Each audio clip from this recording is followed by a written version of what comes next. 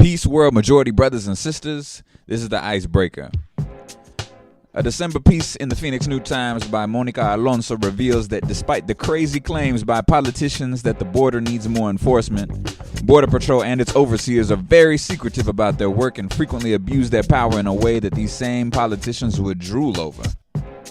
Quote, infamous federal bureaucracy may be part of the problem, but the fact remains that the violent actions of border agents who deal with the population of detainees who wind up back in Mexico, speak little or no English, and or are too afraid or unsophisticated to complain, are cloaked in secrecy. For months, Customs and Border Protection, which oversees the Border Patrol, repeatedly blocked attempts by New Times to find out the number and nature of complaints for excessive force or inhumane treatment filed by undocumented immigrants against border agents. Even detailed information about how border agents are trained, including the kind of civil rights and weapons training they receive, is nearly impossible to come by. Though stats on abused immigrants must be ferreted out by news media and activist groups, U.S. border officials are happy to release figures on assaults against Border Patrol agents. Unquote.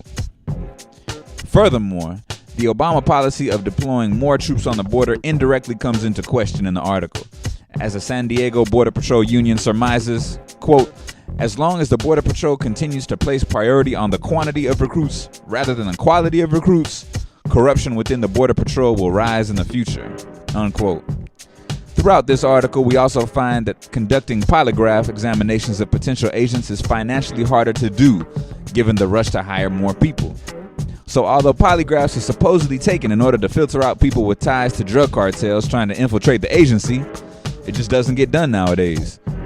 According to the Customs and Border Protection Office of Internal Affairs, only about 10% of potential agents undergo polygraphs that in part help determine applicants' motivation in seeking employment as agents. Of those who are tested, more than half are rejected as unsuitable for employment by the federal agency.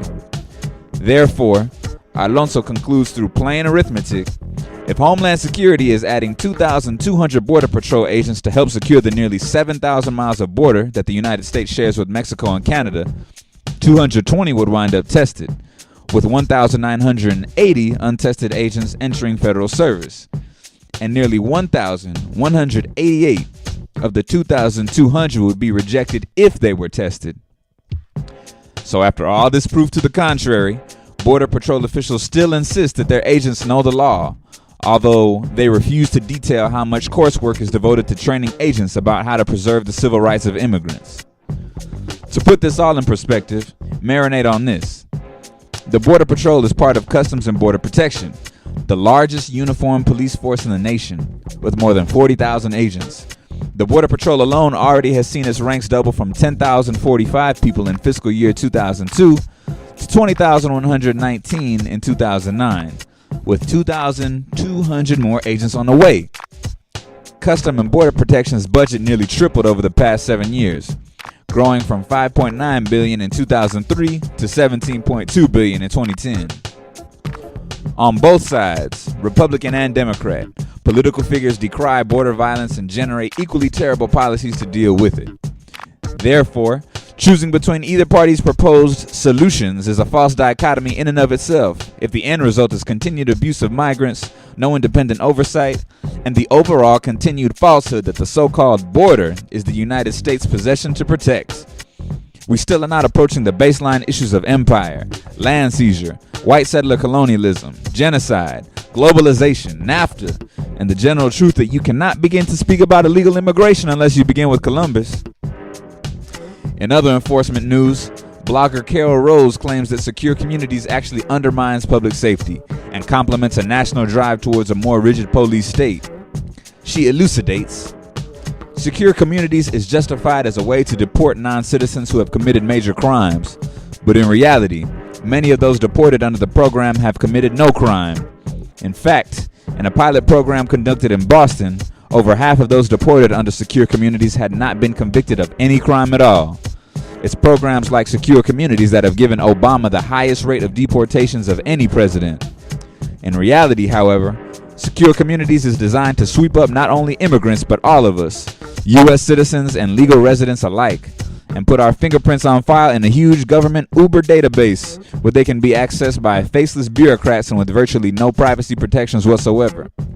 Secure communities is just one piece of a larger effort by Homeland Security to turn state and local law enforcement into agents of the federal government, spying on ordinary Americans.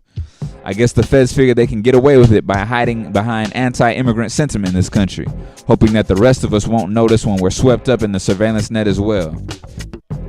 Rose echoes a certain local Arizona activist who said a couple of months ago at the United Nations Universal Periodic Review in Geneva, Switzerland, "Now, all of this is part of creating a climate in the United States where they're going to create a national police state of the types we have never seen probably in a long time." Like he was saying, what was illegal back in the 1960s and 70s is legal now.